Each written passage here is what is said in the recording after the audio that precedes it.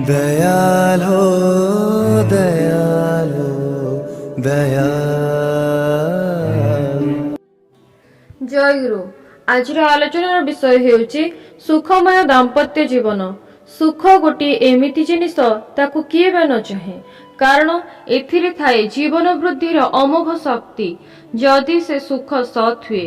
किंतु एई दुर्लभ जिनिस को पांति बा केते जण? मनीष तो पागल एई सुख टिकक पाई, किंतु सबुबेले पाए ना, कारण पाइबा पाई जहा करणीय ताहा से जानिना बा जानिथिले भी ताहा करेना। अनेक समय रे सुखमय दाम्पत्य जीवन रे ही थाए वास्तव स्वर्गीय सुख। दाम्पत्य माने स्वामी स्त्रींकर प्रणयगत व्यवहार।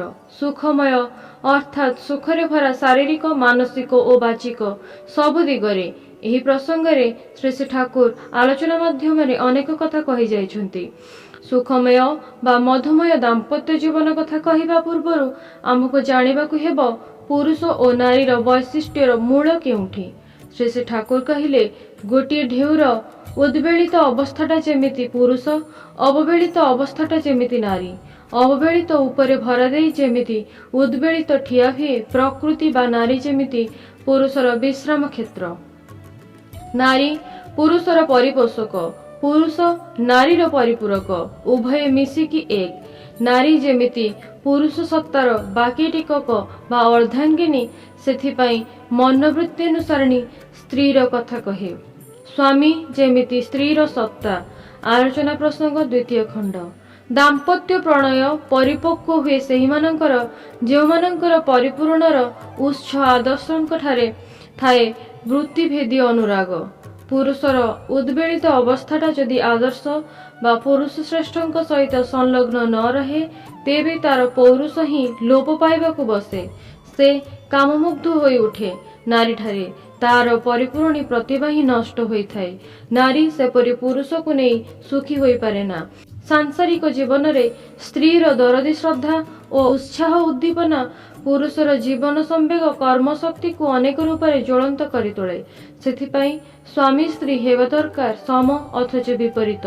स्वामीर जो सहजात संस्कार और प्रकृति ता संगरे स्त्रीर श्रद्धानंदित संगति और मेल रहिबा दरकार। आलोचना प्रसंग अष्टम खंड। स्वामी स्त्री मध्य संपर्क मधुमय किपरि हेब ताहार बहु उपाय श्री श्री ठाकुर शिखाई देइछन्ति।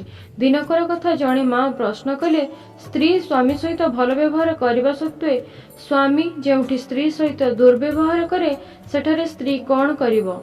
श्री श्री ठाकुर उत्तर रे कहिले, एई कथा तो कहिथिली, प्रकृतिगत सामंजस्य देखि विवाह न देले स्वामी स्त्रींकर जीवन विध्वस्त हो जाए। तुमर धारणा अनुजाई हुए तो भल व्यवहार करुच, किंतु स्वामीर हुए तो अनुजोग। मु जहा चाहे, मु जेउटा पसंद करे, मोर स्त्री कौनसी मते सही भावे चले ना, से तार खियाल अनुसार चले। अनेक क्षेत्र रे स्त्री परि स्त्री खराब नुहे, स्वामी परि स्वामी भी खराब नुहे। उभयंकर व्यवहार बाहर लोकंक सहित अति सुंदर, किंतु उभयंक मध्य किछि भी ठीक नहीं।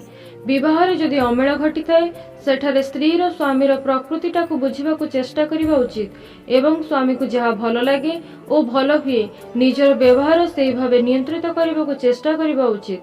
जड़े मनीष सहित व्यवहार करने समय स्मरण रखा उचित, जहा सहित व्यवहार करुची तार गोटे रुचि अच्छी, पसंद अच्छी, प्रकृति अच्छी, मेजाज अच्छी, धरण अच्छी। तेणु मनीषर मन मेजाज बुझी चलवाक हुए। तुमे हुए तो संसार गोटे प्रयोजनीय जिनिस स्वामी को मागी बसिल, जेतेबेले तांको मनटा नाना समस्या भाराक्रांत, सेतेबेले से तो रागिबे ही। पुणी तुमे कहब, मु तो निज पई किछि चाहि नथिली, संसार पई दरकार, एथिपई एते कथा सुनिली। जहा को देखि पारे नहीं तार चलन बंका, एही लागिगला कथा कटाकटी आउ पिटापिटी। माँ मानकर विशेष विशेष शारीरिक अवस्था विशेष विशेष मिजाज सृष्टि हुए, सेटा सामयिक व्यापार और शारीरिक अवस्था संगे जड़ित। पुरुष मानकर ए संबंध रे जदि कौनसी ज्ञान न थाए एवं सेही समय रे स्वाभाविक वैलक्षणर जोगु जदि अजथा शासन और ताड़ना करने जाती, ताहेले किंतु हितर विपरीत घटे। पुणी श्री श्री ठाकुर सही माटी को कहले, स्वामी पाखरे सब बेले नत हो रहिबो। जुक्ति तर्क द्वारा कहार भी मन जय करा जाए ना। तोर जदि केबे भी मन हुए जे स्वामी तो सहित अकारण दुर्व्यवहार करुछंती, तथापि कहबू ମୁଁ କଥାଟା କହିବାକୁ ଚାହୁଁଥିଲି ଭଲ, କିନ୍ତୁ ଭଲ ଭାବରେ ବୁଝେଇ କରି କହି ନ ପାରିବାରୁ ତୁମର ଅଶାନ୍ତିର କାରଣ ହୋଇଛି। ଭୁଲ ମୋର ହିଁ। ଦେଖିବୁ ଏଇ କଥାରେ ସ୍ୱାମୀର ସବୁ ରାଗ ତରଳି ପାଣି ହୋଇଯିବ।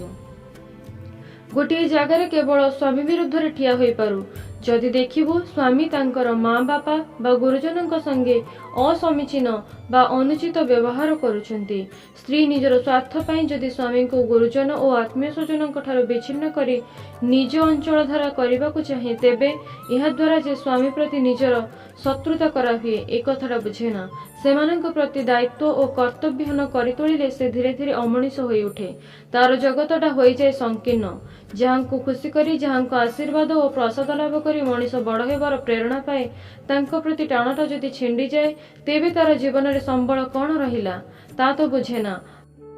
ଆଉ ଯିଏ ତାଙ୍କୁ ମନୋଜଗତରୁ ଏଇ ଭାବେ ରିକ୍ତ ଓ ନିସମ୍ବଳ କରିଦେଲା, ତା ପ୍ରତି ଦିନେ ତାର ଆକ୍ରୋଶ ଆସିବା ବି ଅସମ୍ଭବ ନୁହେଁ। ସେତେବେଳେ ସେ ହୁଏତ ଏଇ ସ୍ତ୍ରୀକୁ ଦୁଇ ଆଖିରେ ଦେଖିପାରେ ନା। ଭାବେ ଏଇ ଡାହାଣୀ ମୋର ସର୍ବନାଶ କରିଛି। ମୋର ମା ବାପା, ଭାଇ ଭଉଣୀ, ଆତ୍ମୀୟ ସ୍ୱଜନ ସମସ୍ତଙ୍କ ଠାରୁ ମତେ ବିଚ୍ଛିନ୍ନ କରିଛି।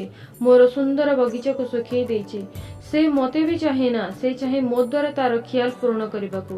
ତା ଛଡ଼ା ଯେଉଁ ଛୁଆ ପିଲାଙ୍କ ସୁଖ ସୁବିଧା ପାଇଁ ଏମିତି କରେ, ତାର ବା କ'ଣ ଲାଭ ହୁଏ? ସେମାନେ ମଧ୍ୟ ଏହି ସଂକୀର୍ଣ୍ଣ ସ୍ୱାର୍ଥପରତାର ଶିକ୍ଷା ପାଇ ପରସ୍ପରକୁ ଭଲ ପାଇବାକୁ ଶିଖନ୍ତି ନାହିଁ। କାଳକ୍ରମେ ସେମାନେ ବି ମା ବାପା ଓ ଭାଇ ଭଉଣୀ ମାନଙ୍କ ଠାରୁ ବିଚ୍ଛିନ୍ନ ହୋଇ ପଡ଼ନ୍ତି। ଏଥିରେ ଦାମ୍ପତ୍ୟ ସୁଖ, ଦୁଃଖ ଓ ଅବସାଦର ଅତଳ ଗର୍ଭରେ ହଜିଯାଏ। ମାଟି ପ୍ରଶ୍ନ କଲେ, ସ୍ତ୍ରୀ ଯଦି ଭୁଲ କରି ସ୍ୱାମୀଙ୍କୁ ବାପା ମାଙ୍କ ଠାରୁ ନିଜ ଆଡ଼କୁ ଟାଣିବାକୁ ଚାହେଁ, ତାହେଲେ ସ୍ୱାମୀ ବି କ'ଣ ସେଇ ଭୁଲ ସମର୍ଥନ କରିବ? ଶ୍ରୀ ଠାକୁର ପୁଣି ଉତ୍ତରରେ କହିଲେ, ତା ତ କରିବା ଉଚିତ ନୁହେଁ। ପୁରୁଷର ହିଁ ତ ଦାୟିତ୍ୱ ବେଶୀ। ସେ ହିଁ ତ ତାର ପିତୃଭକ୍ତି ଓ ମାତୃଭକ୍ତିର ଦୃଷ୍ଟାନ୍ତରେ ସ୍ତ୍ରୀକୁ ସେମାନଙ୍କ ପ୍ରତି ଆହୁରି ଶ୍ରଦ୍ଧାପରାୟଣ କରି ତୋଳିବେ।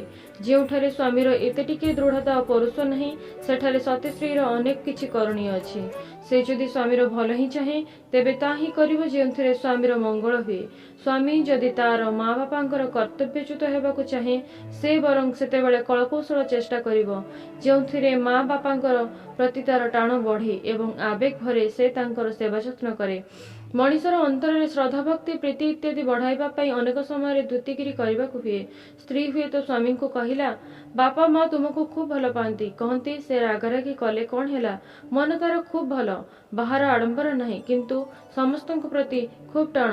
ପୁଣି ଶ୍ୱଶୁର ଶାଶୁଙ୍କ ପାଖରେ ହୁଏତ କହିବାକୁ ହୁଏ, ସେ ସ୍ୱାମୀ ସବୁ ସମୟରେ ମତେ କୁହନ୍ତି, ମୋ ପାଇଁ ତୁମେ କିଛି କରିବାକୁ ହେବ ନାହିଁ। ତୁମେ ସବୁ ସମୟରେ ଦେଖିବ ବାପା ମାଙ୍କର ଯେଉଁଥିରେ କୌଣସି କଷ୍ଟ ନୁହେଁ। ଏହିପରି ଯଦି କୌଶଳରେ ଦ୍ୟୁତିଗିରି କରାଯାଏ, ତାହେଲେ ପରସ୍ପର ମଧ୍ୟରେ ଶ୍ରଦ୍ଧା, ପ୍ରୀତିଭାବ ସାବ ଗଜେଇ ଉଠିଯିବ। ଏହା ହିଁ ତ ସତୀ ସ୍ତ୍ରୀର କାମ, ଲକ୍ଷ୍ମୀ ବୋହୂର କାମ। ଗଢ଼ା ସଂସାରକୁ ଭାଙ୍ଗିବ ନାହିଁ ସେ, ଭଙ୍ଗା ସଂସାରକୁ ଗଢ଼ିବ ସିଏ, ଯୋଡ଼ିବ ସିଏ। ଆଲୋଚନା ପ୍ରସଙ୍ଗ ଚତୁର୍ଥ ଖଣ୍ଡ।